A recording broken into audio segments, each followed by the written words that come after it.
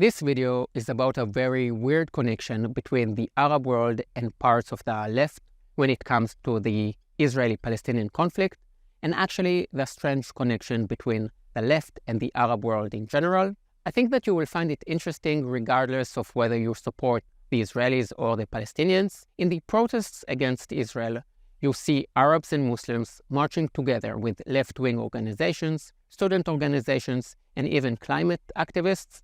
And my question is, which of the values that the left claims to hold, democracy, human rights, gay rights, women's rights, can be found in any Arab Muslim society? Not only do they not have any values in common, but everything that the left hates and criticizes about the conservative parties in their own countries is 10 times, if not 100 times worse in any Muslim society. To this, I will add that this is a very one-sided relationship. Have you ever seen any Arabs demonstrating for women's rights? I don't know how much experience you have of relationships, but one-sided relationships are never very healthy. They're not good for you. Not all of the left wing is communist, and it is legitimate to criticize Israel. But when large parts of the left criticize Israel more than they criticize all the communist and Muslim countries put together, then it makes me wonder. The left is secular, but Muslim society is extremely religious. The left says it supports women's rights, but Muslim women don't enjoy the same rights as men. It is the same when it comes to minorities in Muslim countries. If you are a left-wing activist, please let me know in the comments below which of those values cherished by the left can also be found in Muslim society. I've seen this funny meme of queer for Palestine, and next to it says chickens for KFC, and that pretty much sums it up. If you are queer or gay or lesbian or non-binary or transgender, trust me, you don't want to be in the hands of Hamas. Do you know what Hamas does to gay people? The same thing they do to Jewish babies. It is not just Hamas. In almost all Muslim countries, you don't want to be gay. Of the 20 most dangerous countries for gays, 17 are Muslim. And even in the West, in the most liberal cities on the planet, Berlin, London, Paris, you don't want to be gay in the Muslim communities in those cities. Below, I will leave a link to a poll done in the UK about the views of Muslims towards gays. Half of the respondents said it should be illegal to be gay. And the Muslim communities are the fastest growing ones in the West. So if I were European, I would say to the Muslims, Sabah al-Khair, these are our core values. Do you disagree? Do you think it should be illegal to be gay? Great, go back to Iran, Iraq, or Syria and enjoy your life under Muslim rule. Respect our values or go back to your countries. I think that's totally fair. Actually, it is the only fair thing to do if you don't want gays to be persecuted in London and Berlin 30 years from now. Let me remind you that Berlin was probably the most gay-friendly city in the world in the 1920s, and you know what happens in the 1930s. Today it is here, tomorrow it is there. Gays are just one example. I can give you more regarding minorities and women's rights. It is so easy. Give me one minority that is thriving in countries or areas under Muslim rule. You won't find any, not even one. From Morocco to Iran. You won't find any. Maybe you agree with me and maybe you don't. What I can say is that my biggest supporters are not Israelis, but minorities from Arab countries, Christians from Nigeria and Iraq, many Iranians, Kurds, and all of them say the same things. Westerners don't have a clue about what it is like to live in fear under Muslim rule. Those who don't like what I say don't usually oppose the exact details of what I'm saying. You know, you can't really claim that you want to be a lesbian in Arab countries. Instead, they attack me in general for criticizing Muslim society. How dare you criticize Muslim society? I do it easily. I believe we should be allowed to discuss these aspects of the discussion. It is way too important to just neglect them for fear of being politically incorrect. So yes, I dare to criticize Muslim society because I'm a liberal and I have a set of values I believe in. Many of my friends in the West are confusing two terms that are actually almost the opposite to each other: multiculturalism and liberalism. As a liberal, I believe in individual freedom, freedom of speech, democracy, and women's rights, and there are many movements that I find wrong: fascism, communism, Nazism, radical Islam. Let's bring the differences between multiculturalism and liberalism back down to earth. If you have a neighbor who beats his wife and tells you that this is their tradition, that his father beat his mother and his grandfather beat his grandmother, would you accept this as a multicultural person, or would you stand up for your values as a good person? By the way, in some Muslim countries, men are allowed to beat their wives. Below I will leave a link to a video from a television show made by the official Palestinian authorities on how you should beat your wife. Here is another example. One of the differences between men and women is that women have an organ that has no other purpose than to give the women pleasure. What a great gift. In Egypt, which is not considered to be extreme, they cut this organ off in 80% of girls. If you see yourself as multicultural, do you think that's okay? Have you ever heard about it? Have you ever seen feminists demonstrate against it? I can give you many more examples. Now, I know what you're going to say, that I'm trying to divert away from the subject and that two wrongs don't make a right. But please wait.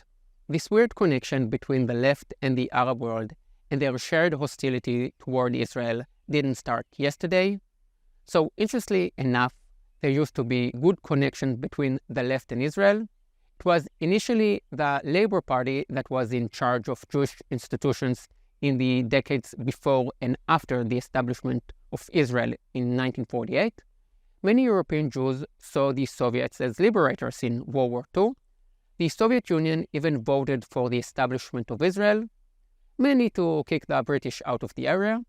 But at the beginning of the 50s, their attitude changed, and there was a series of anti-Semitic show trials in the Soviet Union. They were called the Slansky trials, the Doctor's Plot, and the Nights of the Murdered Poets, all against the Jews. And then from 1955, the Soviets started selling weapons to Arab countries. In 1964, the Palestinian Liberation Organization was established. I will say that again, it was established in 1964, 3 years before the Six-Day War, and before the Israeli occupation of the West Bank and Gaza, before there was a single settlement. So what did they want to liberate? Could it be that by liberation they meant the destruction of Israel? Anyway, which country was the first to recognize the PLO, the Palestinians? East Germany, a communist dictatorship that built a wall to imprison its own people, denying them their freedom and cutting them off from families and friends. It's like, tell me who your friends are and I will tell you how much of a terrorist you are. There were also connections between Arab countries and left-wing organizations in the West. Let's stay in Germany. There were two main extreme leftist organizations in the 60s, the RAF and the Revolutionary Cells. They were both communist, anti-colonialist, anti-capitalist, anti-Semitic, and of course, anti-Israel. They fought together with Arab terrorists against Israelis. Now, this is some high-level cookiness. They were based in West Berlin, a half-city that was surrounded by East Germany. Their friends, families, and neighbors were suffering under the communist dictatorship literally 50 meters away from them. But how were they going to make the world a better place? By supporting Arab terrorists, of course. In 1976, 2 German terrorists and 2 Arab terrorists kidnapped an Air France plane to Entebbe in Uganda. It was the German terrorist Wilfried Böse der Böse who freed all the non-Jewish passengers and kept all the Jews on board hostage. It is interesting to see the anti-Semitic tradition here. His father selected Jews as a Nazi, and Wilfried Böse der Böse did it as a communist. The beauty of tradition. Israel freed their Jews in an unbelievable military operation in which Yoni Netanyahu, the brother of Prime Minister Benjamin Netanyahu, was killed. In the last few years in Germany, there's been a wave of nostalgia for these left-wing terrorist groups. I wonder if it would be the same if they were from the far right. For some reason, the far left has this halo It's like we murder people, but we read books and use complicated words, so it's okay. Listen to us. We know how to create a utopian society. So what do the left and the Arab world have in common? It is something both do extremely well, and that something is hate. In this field, both the Arab world and the left have tremendous success, phenomenal success. No one does it better than them. I will start with the left. I think, and this is only my personal opinion, that 100 million dead is quite a lot. In every place where Marxist ideas have been deployed, there have been zero freedom, extreme suffering, camps where people were worked to death, fear, and millions of dead. The Soviet Union, China, North Korea, Cuba, and the Eastern European countries. It has failed everywhere and brought a tremendous amount of suffering. The biggest murderers in the 20th century were Mao Zedong and Stalin. Hitler only comes in third. In the Arab world, it is the same. I get so much hate from Arabs, and they blame the Jews in Israel for colonialism and the West for everything. But what is going on in Muslim countries? In recent decades, almost all Muslim countries have fought wars, resulting in 10 times, if not 50 times more casualties than in Palestine. The war between Iraq and Iran, 1 million dead. The war in Syria, 500,000 dead and counting. In Yemen, Sudan, millions have died. Lebanon, Libya, Pakistan. Of the 50-plus Muslim countries, hardly any have democracy. The Muslim world is extremely violent to one another and to non-Muslims. In many ways, the Muslim world today is where the Christian world was 400 years ago. Think about it. There are millions of dedicated Catholics and there are millions of Protestants. 400 years ago, they were killing each other. Today, even though they still believe in different things, Protestants and Catholics have stopped using violence. This is not the case in the Muslim world. The hate of the Muslim world and of the neo-Marxists is not only limited to their own territories, but it is aimed at the basic values of our Western society, at the fact that individual freedom takes center stage. In the US, you can stand in the middle of the street and shout that you hate Jesus. You can stand in the middle of the street in Israel and shout that you hate God. You can also do it in a Muslim country, but it will be the last thing you ever do. The left does the same. They forbid people to speak if their opinions are not the right ones. Do you know the book 1984 by George Orwell? People from the left like to like it, but they don't understand that it's describing them. Cancel culture, language control, the words you're not allowed to say, but it is more than that. The left wing take these theories of power and control and enforce them in all parts of society and culture. It looks at the world through these glasses that reduce the complex reality to power struggle. Is that all there is to your life? Men against women, black against white, oppressors and oppressed? Really, what a sad and stupid way to look at life. Here is another interesting point. The far right says what it thinks. They hate Jews and other minorities, and they actually say it out loud. Hitler, for example, spoke his mind. We may not like what he said, but he was at least very clear. If someone hates me, then I don't like it, of course, but I prefer to be aware of it. Those on the extreme left, on the other hand, talk about equality, human rights, and noble ideas, and kill millions. Stalin, Lenin, Mao, all of them spoke very nicely about progress and equality and murdered tens of millions of their own people. And the crazy thing is that the only place in the world where communism is how it was probably meant to be is Israel. The kibbutz movement is the only place where tens of thousands of people have voluntarily lived in a true socialist society for decades. Only the Jews have succeeded in bringing these nice ideas to life, at least for a while, but in the end it collapsed here as well. So if you truly believe in the values of communism, you should be pro-Israel and also come and see for yourself why it eventually failed. The kibbutz still exist, but most of them are privatized. I can't say exactly when I formulated the political views I hold today. They evolved throughout the years and throughout my studies. I also have an MA in History and Political Science, but I know exactly when I encountered this weird connection between the left and the Arab world. It was in the summer of 2006. I went on a World War II trip from Normandy to Stalingrad. I drove all across Europe. It was a crazy trip. I slept one night in Treblinka, met Churchill's daughter. It was also the time of the Second Lebanon-Israel War, and I was shocked. At the anti-Israel demonstrations, I saw the hate in the eyes of the Muslims and the lefties that went along, in London, in Paris, and in Berlin. Now, that was also the time of the war in Sudan, a war that is still going on. In Sudan, there were about 500,000 dead and 3 million refugees. No one was demonstrating for them. You might say, well, just because there are other more terrible things happening elsewhere, that doesn't justify terrible things in other places. Well, if you are silent about the death of 500,000, but absolutely outraged about the death of 1,000, then you need to check yourself. You might need to confront your own values.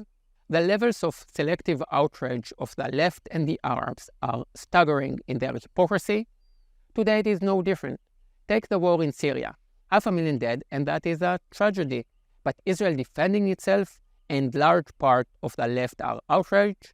I guess that if a Muslim dies and you can't blame Israel for it, then there is no need for demonstrations. I guided Israelis around Berlin for 10 years. I've been close to the Reichstag and the Brandenburg Gate hundreds of times and seen lots of demonstrations there. Some of them were a gathering of brave Iranians, Syrians, and Muslims speaking out against the true atrocities in the Muslim world. But these demonstrations were small and polite and had no support from the loud human rights groups that love to criticize Israel. It is not caring about Gaza or loving the Palestinians that brings large part of the left and the Arab world together. It is hatred for the Jewish Western state of Israel. Hamas says it best. Israel will exist until Islam wipes it out. That is the first sentence of their constitution. The glue that holds part of the left and the Arab world together from the 50s right up till today is hatred for Western democracy and what it stands for. Today, you can see it in Israel. Tomorrow, it may well be happening in your country. A few final comments before I say yalla bye. I get a lot of emails asking me to publish my content on Instagram and TikTok and to add translations into various languages. Guys, I'm only one person. I don't have a crew. It is just me, my iPhone, and a few people walking by who don't understand why I'm standing on the wet grass at 7 in the morning and talking to myself. Also, I like the YouTube format of long content. If you want to use my political videos, I have a playlist of them on my channel. You can download them, edit them, cut them, add effects, music, translation, and dub me using AI tools, whatever you want. And you don't need to worry about copyrights or give me credit. Just do what you think is best and upload to your Instagram and TikTok accounts and spread the word.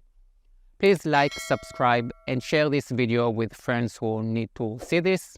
I want to thank all my supporters from the bottom of my heart for supporting me. Only with your help can I keep publishing these videos. You keep me going. There is no other way to say it. I love you. See you in the next videos. Yalla bye.